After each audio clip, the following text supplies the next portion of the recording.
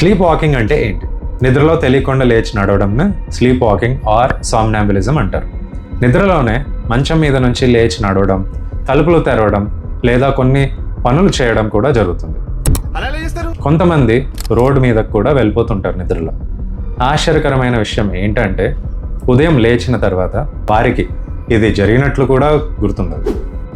ఇది ఎక్కువగా నిద్రలేమి సమస్య ఉన్న వాళ్ళకి, అధిక ఒత్తిడి, అలసట లేదా మానసిక ఆందోళన వల్ల జరుగుతుంది. పిల్లల్లో ఎక్కువగా కనిపించిన పెద్దల్లో కూడా ఇది వస్తుంది. దీనికి ఏం చేయాలి?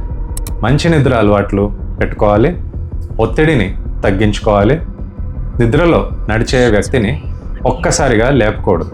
తరచుగా జరిగితే సైకాట్రిస్ట్ని సంప్రదించాలి. నిద్రలో నడవడం కేవలం అలవాటు కాదు, ఇది మన మెదడు ఇచ్చే ఒక సంకేతం.